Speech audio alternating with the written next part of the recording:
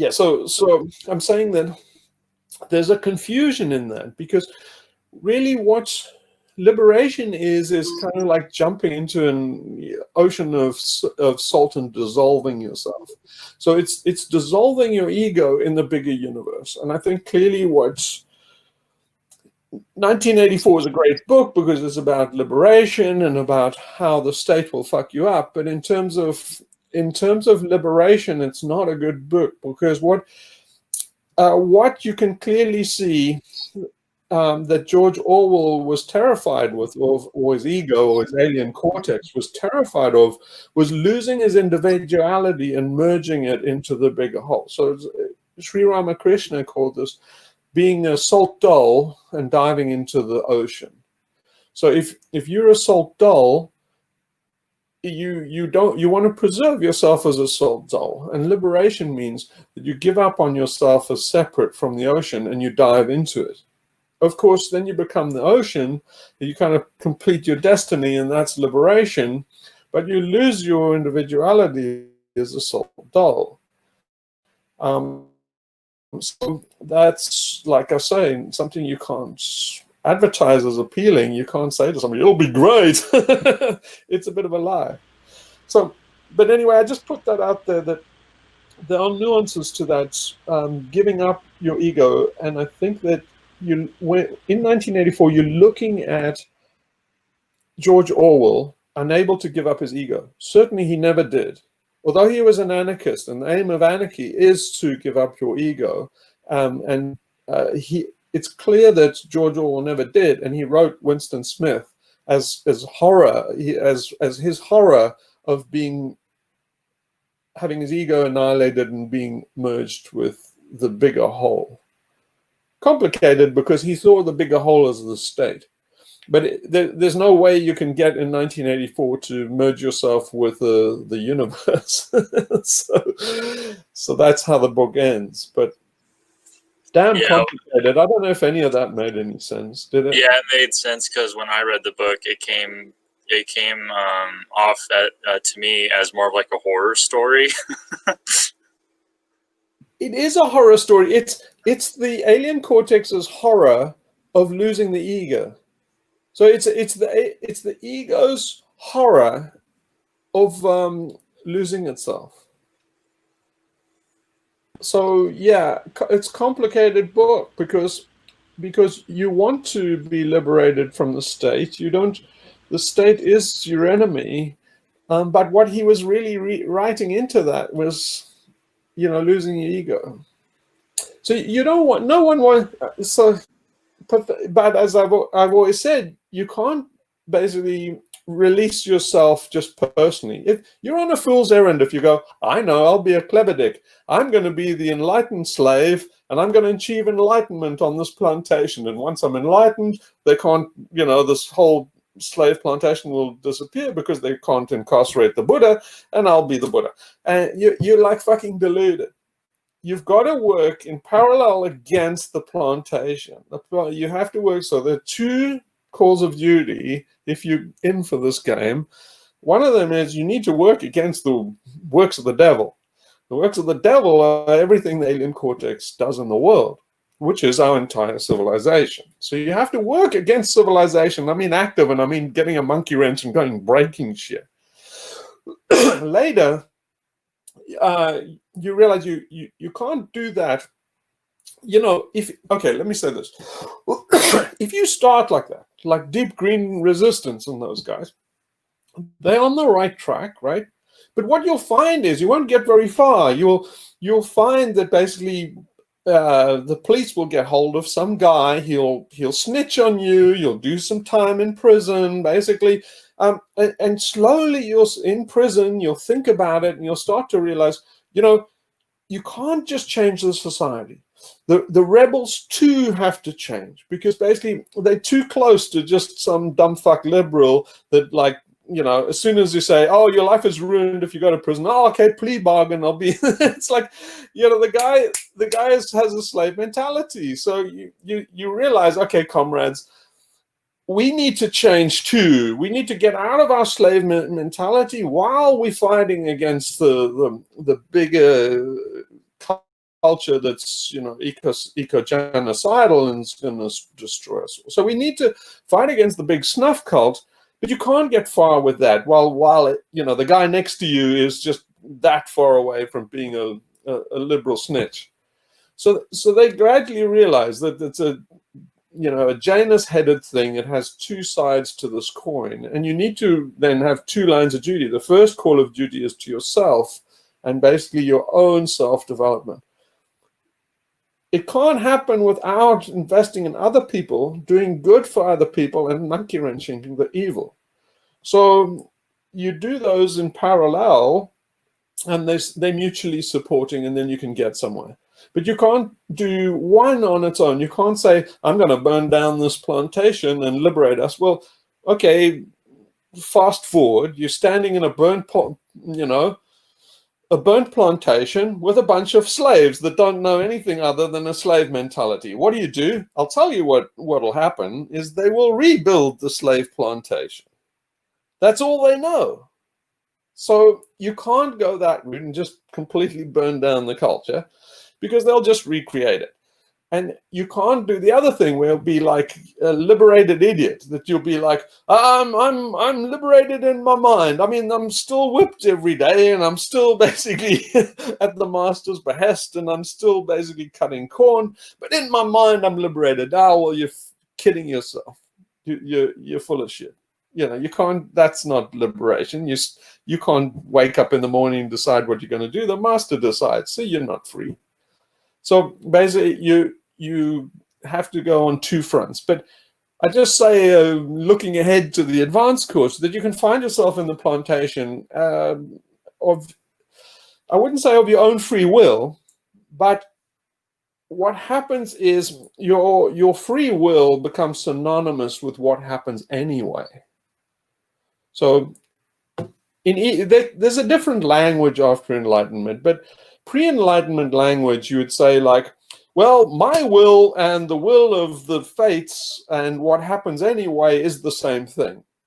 And that's pre-Enlightenment speak. After Enlightenment, you'd say, I don't have any will. I just basically go with the fates, right? I just go with Kairos and just do what happens in the moment, So subtle stuff. Anyway, we did a lot of subtle stuff this one. Hi. Did I answer any questions? Has anybody got any questions? I have a question, and it's taking it down to the beginner level away from the advanced course. Earlier on, we were talking about the householder, like a lot of us who have obligations and relationships. And I've gone far along, and I'm older, that it's easy to see the illusion of going after money or fame, um, power. But maybe it's my mammalian brain. How do you renounce relationships, or let go or detach in the practical sense? Does it um, does it imply being indifferent? We're all human, and love, even though it's hard to talk about it, we know we have those feelings. So is it just renouncing expectations of standard definitions of relationships, like this is my partner and I expect him to do these things, this is my child and he or she should be doing these things for me? How is renunciation or letting go of relationships done in a practical, you know So day-to-day manner? it's entirely internal, and so it's cordial, right? So the way to do it is with an inventory. You have to ask yourself, like, if this person hurt me or left me or disappointed me or betrayed me, would I be okay with it?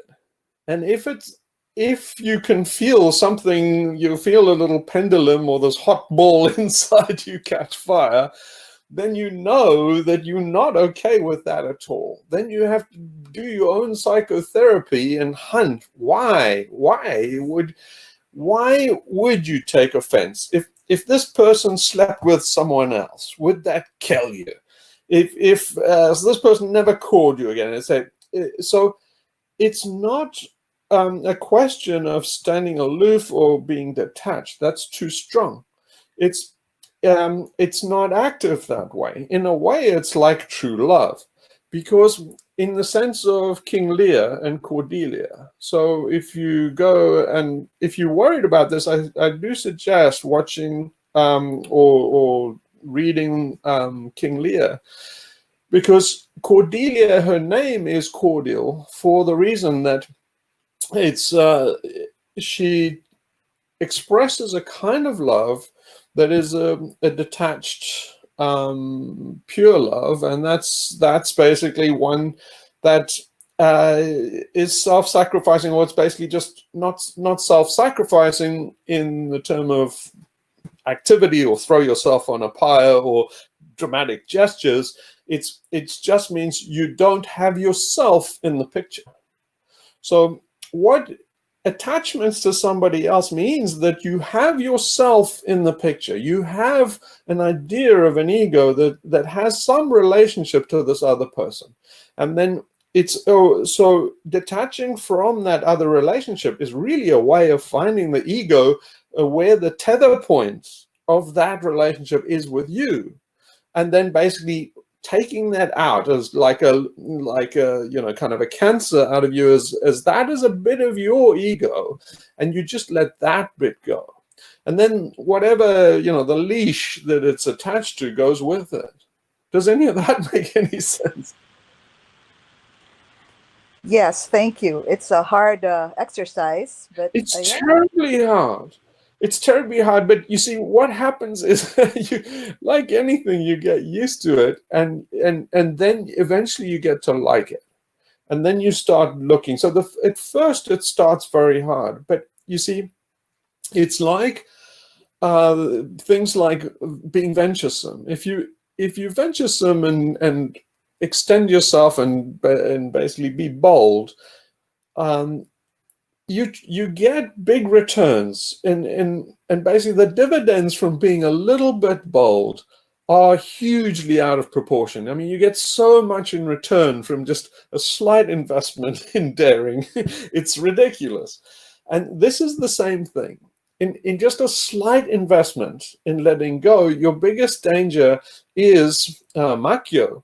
So you will find the relationship gets better. That's the problem. And you'll find, you might find, oh, this is golden. And now you get in a new attachment and you think, well, this is wonderful. Now I reconciled and got the rough edges of this relationship. And now I have a wonderful relationship and the sex is great. And it's like, no, it's Makyo. You fell right in the pit again. So you might fall in a honey trap with the results. But it means just going through an inventory and asking yourself, really challenging yourself on the questions of, if this happened, what would it do? And then I would feel bad. Why? And then you try and find the root of an attachment, and I'll tell you in advance, it'll be some part of your ego. And then the courage is to just let it go, and nobody knows. Nobody knows that this is all going on. You might get into trouble, especially with partners and that, because especially if you're codependent, they will feel themselves getting free, but they'll feel you getting free, and that can be very alarming depending on the relationship. So they can feel it as you drifting away, and they won't be able to articulate and say, I feel you getting you better, we're getting on better, but I feel like we're drifting apart. And they, often a partner, and especially a codependent one, can panic at that stage, because they're not in any mood to let you go. They don't want to change the relationship. They're probably comfortable with it, and a change to the relationship that they are very likely to see as a threat. So it's not easy. You have to be the adult in it, and you can't. Unfortunately, what would be nice is if you could go to the person and say, you know what? We both got to do this together. And you're like, don't even try that. You're on a complete loser. They won't even begin. Yeah. I will You've read. had some bad crack recently, haven't you? I on your I really didn't have a Western education, but at your recommendations or high compliments, I did get a complete volume of Shakespeare. So I'm sure King Lear is in there. So that'll be some Well, reading. I'll tell you this, that if you stumble or have any questions, then bring them back to this group, and I'm sure it'll be fantastic to, you see, if you come from another culture, the gift is that you can ask a naive question that is kind of inaccessible to people that have Shakespeare as part of their culture. But you can probably illuminate Shakespeare more for English people coming than an English person can. Well, thank you. But I look forward to you coming back from King Lear. And just try and understand Cordelia. If you can understand Cordelia, you that's something. That's really something.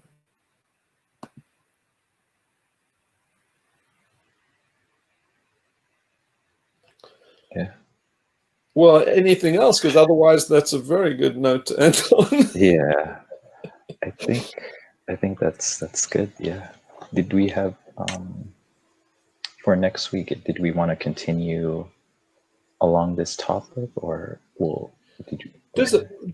Can I make a request that Oh yeah, that of course. people come back, that they try this during the week, the Alright. stuff that we've done, and they come back with what they find, and then I can basically educate myself more, and you guys can share what you discovered. How about that? You mean like doing a detachment? Any one of the things that I said, whatever appeals to you, give it a go and just experiment, and then bring back the results of the experiment.